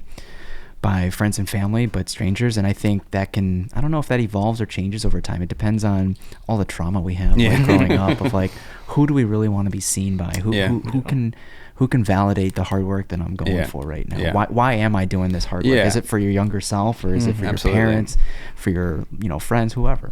And I mean, shout out to my mom. Like, my mom is always a person that's like, I could do anything, right? And my mom would be like, I'm so proud of you. You know, and it's so good to hear that. But hearing it from a friend, like, oh man, I'm really proud of you. It's just a different voice that you would not have expected it from. If it's rarely said, right? Like sometimes you just come to like expect certain things from certain people, and when you don't hear it too often from certain people, it does hit a little harder. Yeah, and I think that's one thing that's like developed between us too. It's like we you know, have been really good friends for a really long time, but exploring like a different part of our friendship, and just being able to feel like we can openly talk to each other as well as this has developed has been such a treat too, because like you know, we were hanging out maybe 4 or 5 years ago, and my wife that I was dating at the time had we were just over at his apartment, and we were just talking, and she had asked him questions about that, like his dad and, you know, things like that, his family that I had just never even heard before. And it's just something that you don't even think about until somebody else brings it up. And being able to have us, you know, have that conversation where we talk about things that, you know, obviously we're interested in all the time, but now we're kind of cultivating a different relationship outside of that entirely, you know? I think it's really funny because you would think that we're like in a relationship or a new relationship, because we are, exploring different sides of our friendship, which has been, super cool and eye-opening, like even in terms of, hearing the word prouds from other people, but like even us being proud of each other. And this space has been probably, provide a lot of growth for our friendship, because we're able to talk to each other a lot more openly. We're able to, just spitball ideas off each other, not feel like it's going to be judged or shot down. Like I said, like we are so open-minded to outside ideals, but even to ourselves, I think we have just been enjoying, this time together. And it's cool to see that it's grown into what it is, but also how it's grown our friendship as well. Yeah. And just continuing that work as well. It is hard. You're essentially almost like an event promoter, but like it's hard for me at least to see if you were interested in monetizing. But that being said, how lucky are we to be in a position to where we're not needing money? Absolutely. Right? Like absolutely. You're well off, you're happy with where you're at financially, and this is purely kind of just a vessel to spend more time with each other. Yeah. And I think that for us too, it's like the design was never like obviously like set it up as monetarily. If it becomes a benefit from that, like, that's amazing. Like if this could be like a full-time job for the both of us, that would be, a dream, right? Because it's something that like you would wake up, for me, where I would wake up, that's the only thing I would think about. And obviously I think about it the majority of the time now, but being able to isolate it to where if it's something that we can, grow with monetarily and make it something bigger than we ever even thought it was. I mean, it's bigger than I even thought it was now, to be honest with you. How does that work though? If we were to kind of go down that rabbit hole, because like when I think of this at scale, I think of Lollapalooza. Now, when you does that register? Absolutely, in a way. So, like, but with that, how are you supposed? Do you still have meaningful dialogue? Yeah. And do you get to like kind of check in on certain conversations at that point? Yeah. I think that for us, like, that's another offshoot too, is like having the core be like, this is a place, you listen to this album at its core message, you talk about it in a very small group. But there are other albums that I like love that I'm like, don't have that like, super deep meaning, but it's just music that I love. Being able to, push that into like a more, a social setting, right? So you can have, the heavy rotation social, where it's 400 people can come if they want to, or something like that, or the heavy rotation listening sessions, which is kind of what our core thing is right now. And then kind of moving it from there. But I mean, that's something that we've talked about too, like doing Lollapalooza in any capacity would it be an absolute dream. It would definitely be a dream. And like Grant mentioned, like having those different iterations of what heavy rotation is. We understand at a core of what we want to do, and have those meaningful conversations, but also, having the ability to grow outside of that, and put on bigger events, but not lose what we already built, is what we're still, thinking about and coming up with new ways to create that heavy rotation barbecue series. We're having like fun with it. Just seeing, I'll be out there cooking up burgers or something, but that's been the fun part of it. But also, maintaining that, like, how do we not lose the vibe and the love of it. You offload some of that. So like right here in Pilsen, there's Heifer Barbecue, and they're currently based out of Monochrome Brewing. So it's like breweries would be a great vessel for this as well. Yeah. So I think it's almost I'm not crippled by it, but it's overwhelming a little bit with the number of possibilities. Yeah, I mean it's like it's a great problem to have. You know, it's being able to cultivate an audience this fast, this quickly it's been amazing. But there comes something with that where you're not nervous, but we just don't ever want to do certain expectations. Yeah, right? We just don't ever want to do the wrong thing. We just don't want it ever to be like something where it spirals out of whatever we wanted it to be. And I feel like sometimes maybe I might be a little bit of I don't want to say hindrance, but I'm a little bit more cautious. You're more grounded. Yeah, of like, oh, wow, this is so crazy. This has happened all of a sudden. Then you kind of have, sometimes people will reach out to you about like, oh, this would be great if you did this with us. And you think about it in a way where it's like, okay, I'm just so excited that people are reaching out to me. I like just businesses or people that are interested reaching out to me, and then you kind of have to take that second and reset, and then you think about like, okay, keeping that core of like, this is why we started it, is something that's always going to be at the top of our priority list, but you don't want to limit yourself to other opportunities that you might not even think would be like, hey, I don't know if this is going to work out, and then it might be the best thing that happens. I think that's the benefit of having two of us. I think I would be a lot more the overwhelmed. Like having each other available and able to reach out to and say like, does this work for us, and reminding each other of what we want to do and what the core foundation is, has been super helpful just in this journey. I think if, like I said before, if it was just me, like I probably would have spiraled this off, sold it to Netflix or something for some money. But I'm happy that me and Grant are able to kind of keep each other grounded. Yeah. I mean, I think it comes down to your intentions, and if they are still pure, and despite a misstep, if you can explain the intentions behind it, I think people understand. And I think that's something that like we have even just like, I felt like guilty trying to just charging even the $5 for people, where it's like, oh man, like I would hate for our audience to feel like I'm trying to exploit them right away, even if it's just $5. I'm still just like, I don't want anybody to come to this thing, obviously, even if it's $5, you have some sort of expectation about what the event's going to be. I think that that's fine to have expectations. I want people to have expectations. That's why you're coming, right?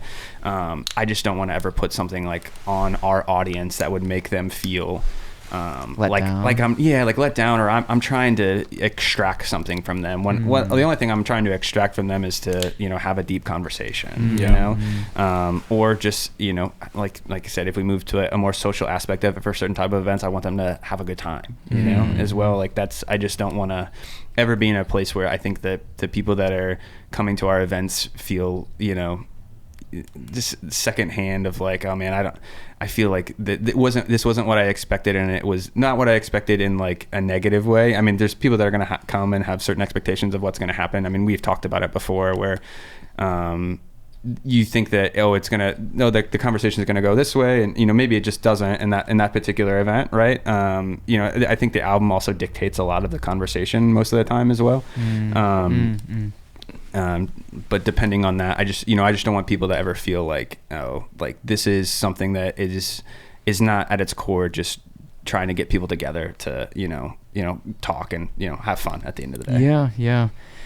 At the bottom line, it's still a listening party. Absolutely. And we're just open-minded to whatever comes out of it. Like one example, and this has happened, we've been teaching this class since 2012, and people have met from this class and have gotten married. Oh wow! Right, so like friendships are born, relationships are born, businesses have been born. So it's like it's a beautiful thing. Yeah.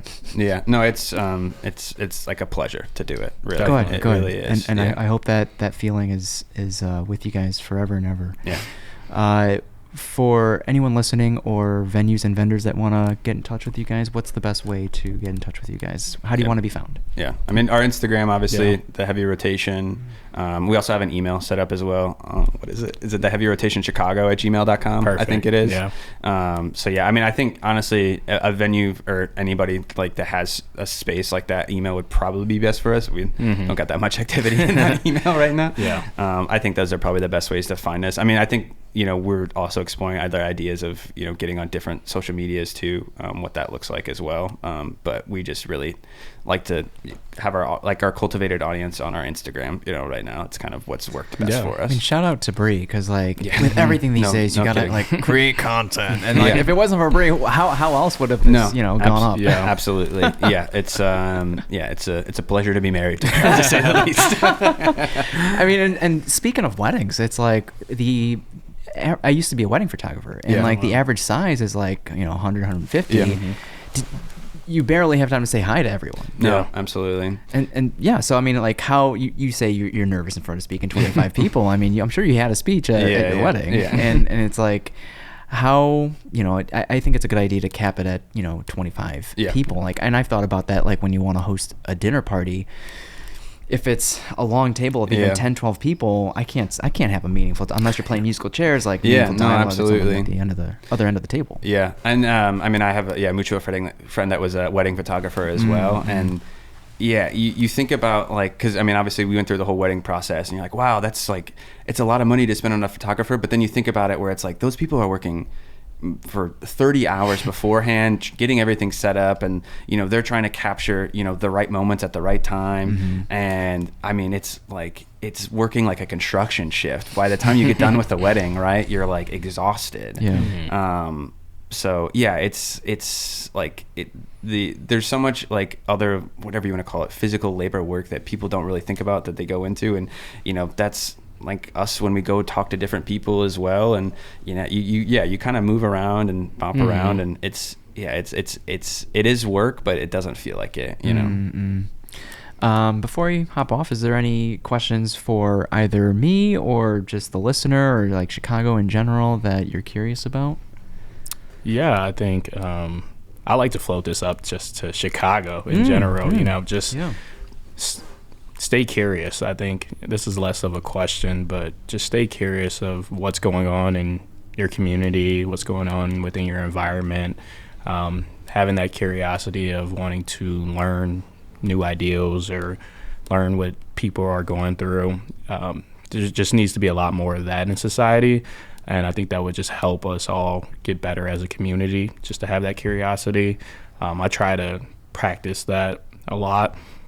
And just new relationships, or if I go to a new venue, just being open to the ideals of what the experience and the ideals that come in front of you. So less of a question, just a piece of advice, I guess. And I get maybe a question for you is like, how do you stay curious? Because I know it's different for everyone. Yeah, I think it starts with a feeling of if this is something, because I'm not a huge music head, but like what you guys are doing, like trying to create space for meaningful dialogue to take place is very interesting to me. And with the 200 people wait list, it's very evident that other people are hungry for that type of experience as well. And so that as someone that is... Like there was a point where I thought I'd be interested in like a live podcast recording, but would that have changed your answers if there was a live audience in here? Yeah, I mean, I think because I had thought about that too, where I was like, oh, like is it going to be live streamed? And then I was like, you know what? I don't, I think being in this small of a space, like I always like. I feel like I get the most out of a conversation in like a smaller room. That being said, it's like depending on the person, right? That's true. There could be a person that's like, I don't change who I am, but maybe I shave off a couple, like a little bit of my personality to make myself more presentable. But that's just because I'm nervous in front of however many people, right? Yeah.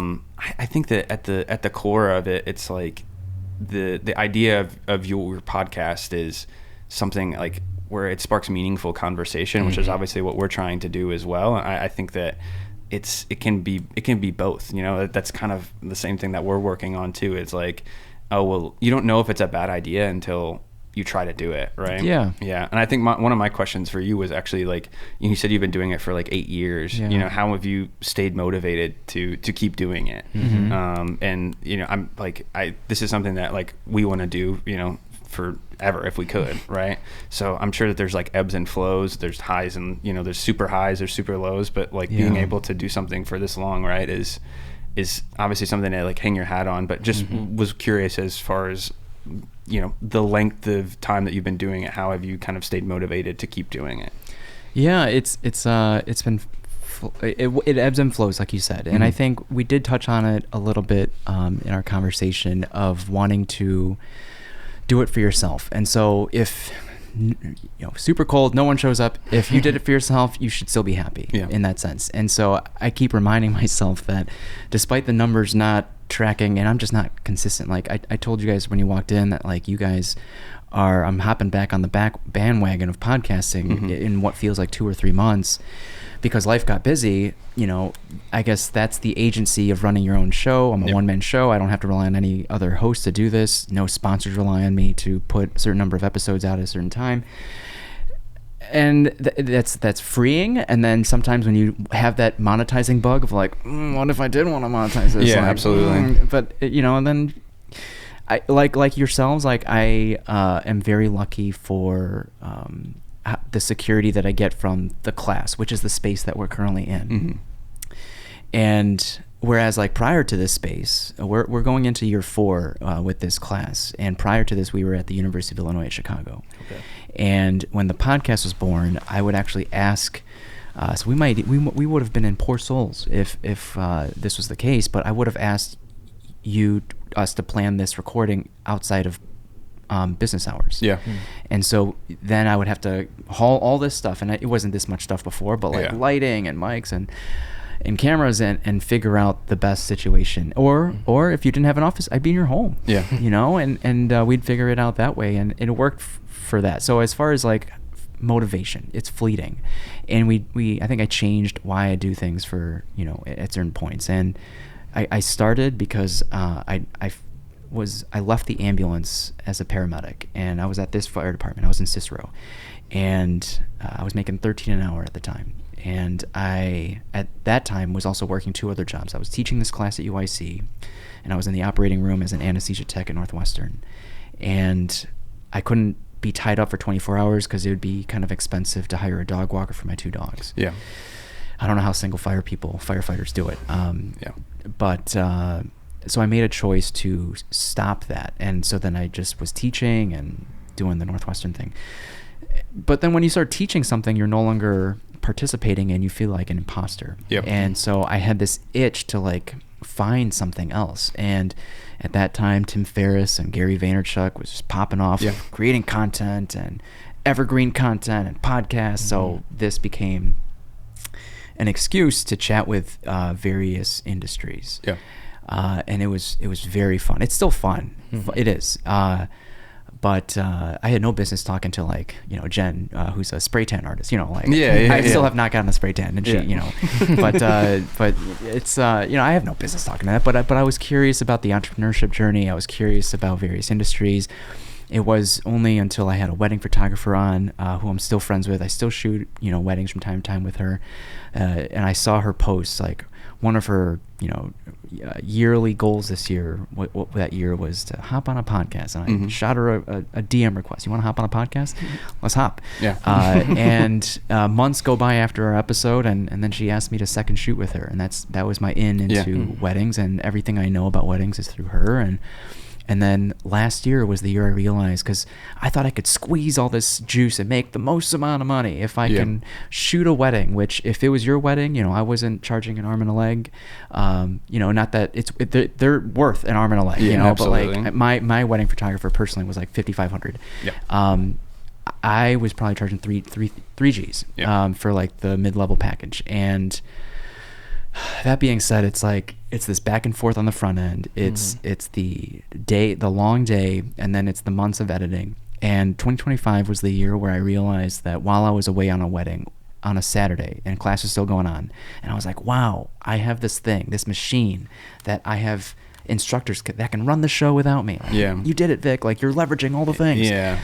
My mind was still in the class. Yeah. I still wanted to be here. Yeah. And so I listened to that, and I turned down, not that people were inquiring to me, but Victoria's the wedding photographer. Like, you know, she would ask me to second shoot. I turned them down. If they landed on Friday, Saturdays, which is when we have class, I'm like, I'd rather be in class. For sure. I'm not in a position to need that money anymore. Yeah. Or the experience. So it's like, you know, obviously I still have these cameras. I still get to make videos and photos, but it's like, this is my vessel. Like, the ENT class has become my vessel, and I doubled down on it, and it's been beautiful. It was a podcast guest that started out as a YouTube kind of from afar, kind of like admiring the work. He was a bodybuilder, and in college I had a bodybuilding phase. I didn't get very far with that. It was very hard to gain weight for me. It's just like, once I'm full, I'm like, I'm not going to eat anymore. Just like, so I never gained any weight. But he you know, started on his own supplement company. He coaches, and so when he moved back to Chicago, I DM'd him or like commented like happy birthday on a post, and he's like, bro, when are you gonna have me on your podcast? I'm like, you know, I have a podcast. Yeah. So like beautiful things like that have happened, and we've become friends. And in that podcast, he had this like help me realize that I have something that other people want, this knowledge. And if you can change certain ingredients about where you're lacking this fulfillment from, if you could change some of that, which was at the time the location. So like we felt like we reached a ceiling of potential, this very, very bureaucratic system of a university where we wanted to implement great ideas and do certain things, but we felt like our hands were tied and the only option was to leave. He reinvigorated that realization that I didn't necessarily have to leave the industry. I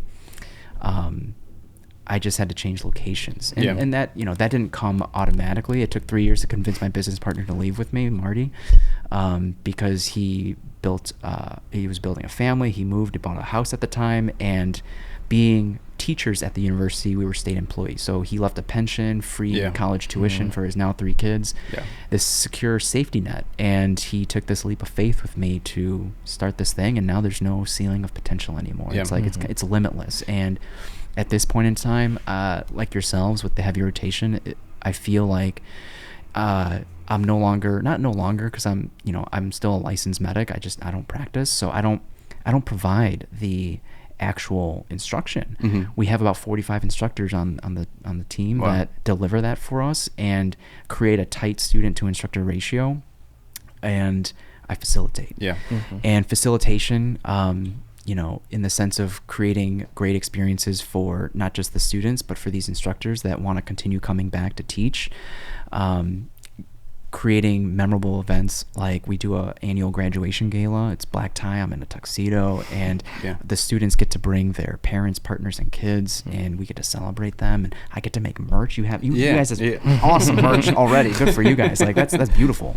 And so like that's, it's like I don't have to be teaching. I'm in this vessel, and I get to do content like this. Like we have our own podcast for the EMT class. Like it's great. I don't know. It's like, it's how lucky am I to do that, and to not be reliant on, I need money out of this thing, out of this machine. I don't. It's great. Yeah, and I think that's like the thing for us too, and I think that's what a lot of people not struggle with, but they want the idea of something that is, limitless, where it's something that they can scale up themselves, and the work that goes into that, and feeling like you are like working on something that's just for you. And obviously it changes into something that becomes for other people. That's how you make money from it, right? But scaling something that you're passionate about, as well as something that can you eventually make money from as well. Like that's I feel like that's what everybody wants to do, right? And you might not realize the other additional work that's involved with it right away, but it's something that it doesn't necessarily feel like it's as much work when it's something that you're cultivating that's your own. Yeah, and it's so nuanced with your personal relationship with money and what money can mean to you. It's a tool. It will expand who you already are. So if you are a generous person, I think that money will help you continue to be generous, and it's not inherently evil. But obviously it comes at a trade-off. It's going to cost something from you in order to make that money, and not every side hustle has to become monetized per se. Like not every, because wedding photography, when you first get into it, it's like, I'm using my creative muscle to make money now. And it's just like, if it's a good feeling at first, and then you do like 10 weddings, it's like, I don't know how passionate my entire summer's gone. I'm exhausted. Your weekends are gone, Fridays, Saturdays. If you have double headers, it's hard. And so kudos to them, but it's like, same with the bodybuilder lifestyle. It's like Ryan jokingly said, it's like, make your stripper money, and make it while you can, and tuck it away for that rainy day, because you can't how many of us are going to hire a 50-year-old wedding photographer that can't, because they're going to spend all day with you, that you can't really relate to anymore, unless they're like at the peak of the peak and you can afford the peak of the peak. But that's a different game. No, I think it's just it's always so interesting where you get into this phase of life where you kind of start to make your own choices that are going to set yourself up for the next 20 or 30 years. And you can change that as you go, but you're still able to consciously make that decision, as far as like I'm taking a risk, right? Right. But I'm able to feel confident in the risk that I'm taking. I think like being 30 now, was sort of an eye-opening moment too, where I felt like I needed to have it all figured out. And having the ability to create this at 31 really let me know, like, I don't need to know everything. Yep. You know, there's still so much possibilities out there and more to come. I think there's such a negative lens on, you know, getting older and, you know, becoming 30 or becoming 40, where, you know, your possibilities continue to dwindle. But I try not to look at it with that lens. You know, we have the opportunity, you know, each and every day to just create something and get something out of, you know, the next day, and, you know, continue to have the opportunity to find new ways to, you know, either grow as a person or add something to the community, or, you know, spark something up that could be special for you. Yeah, it's the decades have gotten better so far. Yeah, for sure. Definitely. And I guess like with, I don't know if you said this with motivation, but like with like sponsorships, like without even the monetizing part of the sponsorships, being associated with certain brands, like what if like, I don't know if you guys are beer heads, but like Hop Butcher, Revolution, Half Acre, Goose Island, like they're like, can we host a listening party? Absolutely. You know, it's like to be tethered, to be associated with these Chicago icons. Yeah, you know, absolutely. How cool. Yeah, no, and that's like another aspect of it too. That's, you know, it's very legitimizing, right? There's credibility. 100%. Yeah, I mean, we just like we had obviously bought everything ourselves when we started, but the last couple of events we felt like, oh, our speakers are like not loud enough. Where if you heard a whisper, like it kind of threw off the vibe a little bit. So I just reached out to the company where we got the speakers from, and they like messaged us back and they're like, oh yeah, we can hook you guys up with some new ones. It's just like even something like that where it's like, you know, it's a, you know, quote unquote paid sponsorship, but they're helping us, right? They're just upgrading our system. But it's a really like rewarding feeling to feel like, oh, like, you know, you're not seeking validation from businesses, but sometimes you kind of are, because, you know, especially for Chicago based icons, like you mentioned as well, it's a good feeling to feel like, oh, like, you know, what I'm doing has some sort of intrinsic value. It's definitely even more cool when you're validated without even seeking it. Absolutely. Absolutely. Yeah, we're more than willing to pay for those new speakers. That being said, I feel like the work that is being done in heavy rotation, like or the meaningful dialogue that comes out of it, could be within the vessel of a nonprofit. No, yeah, absolutely. Was that the plan, or was it just to get an LLC started, or? That's one thing that we're kind of, you know, working towards as well, is figuring that part out about it, is like you said, legitimizing, like, you know, real like sponsorships is the monetary route that we would want to go down, just because I mean, obviously I think something like merch is always great too, where you kind of develop that community as well through that merch, but working with other businesses and feeling like, you know, the business is helping facilitate what the event is, and, you know, we're lucky enough to have that with Poor Souls already, but, you know, scaling that up, you know, getting that other business with maybe a bigger venue to you know, help us out facilitate those types of, you know, increased capacity events, is something that I think that for us is like the easiest route to go down, because we don't have to put any responsibility on our you know, our listeners or our core audience, but we don't have to also feel like, you know, we're moving from us like outside of what we had already tried to build. You know? I think you know, also providing back to the community is super important for us as well. If we can, you know, partner with any charities or local foundations. I know we're both very grounded. We keep up with the news. You know, we know what's, you know, going on in the world. So just giving back to the community, I think, is something that's super important to us. And, you know, finding ways that we can, you know, I mean, if there was a Latin album, you know, just like I saw Bad Bunny got his award in the Grammys, like, I don't know, that'd be special. Yeah, and that's back to the point too, where it's like, you know, I obviously heard the Bad Bunny album and I loved it. I didn't, you know, I'm not fluent in Spanish, but it's, you know, you hear beautiful music and you know what it is. You can, you know, hear emotions regardless of being able to interpret it or not. But, you know, being in a space where, you know, like that's what we want from our people, is to feel welcomed, and, you know, if that's an easy route to go down, where people can feel welcomed and not feel like, you know, they're, especially at a time right now where, you know, sometimes people are scared to go outside, and, you know, that's heartbreaking for me for sure. But if we're able to do something like that to help people to feel like, oh man, I haven't been able to hang out with my friends and like family for months. Just if giving them like a little slice of that, through like music as well is something that we would love to go down as well.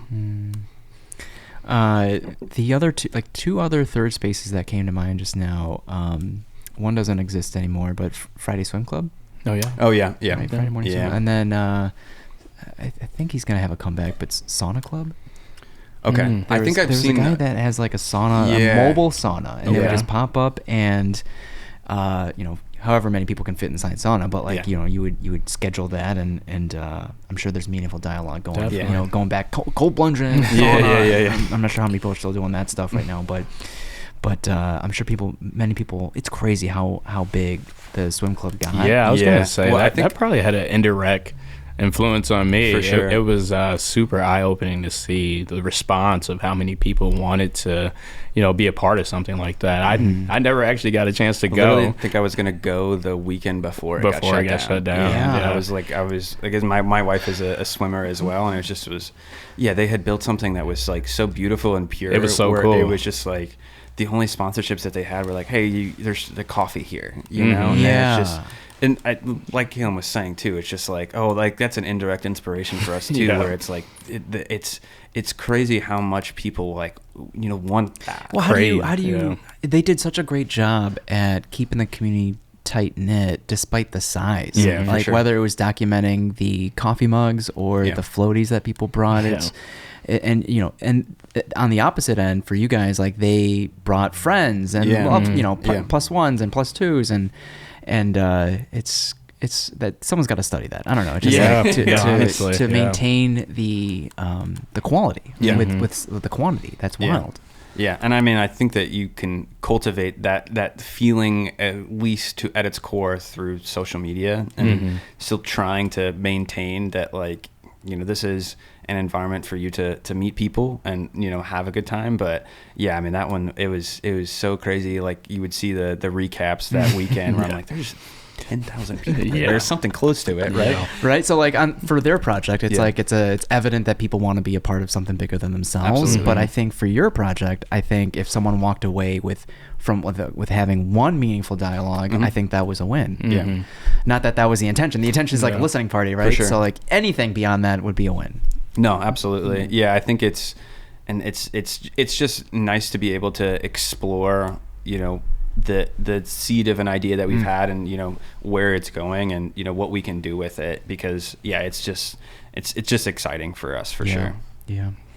Guys, I appreciate the questions. Was that it? Any other questions? That was my main one. Okay. I think that it's really cool to see like somebody like yourself to just be like, hey, this is something I want to do, and then just start doing it. So just obviously want to say I very much respect what you're doing. Thanks. Yeah. I mean, there are a lot of Chicago podcasts. Yeah. And I don't know. It's just I don't know if you heard of Studs Terkel, but he was probably the OG Chicago podcaster. Okay. But he, man, I forgot the name of the radio, but he'd be on radio, but they still have his tapes. And I don't know if it was on NPR or other places that they would still play old tapes. But he has a book called Working, and each chapter would be a case study on a policeman. Yeah. A stripper, whoever, and just fascinated why people do what they do, and why people make the choices they make, and how we gracefully pivot. Yeah, no, absolutely. Yeah, it's really cool to see. Yeah, cool. Definitely. We appreciate you having us on. Really. Yeah, this was awesome. I'm sure it was very similar to the conversations you guys have in the listening parties. Absolutely, right? Absolutely it is. So I'm looking forward to coming to one eventually. I'm keeping an ear out for that. Everyone listening, thank you for tuning in. It's approaching the 2-hour mark, and give the Heavy Rotation a follow. Give Grant and Kalium a follow, and then we'll see you in the next one. Bye. Thank you. Thank you.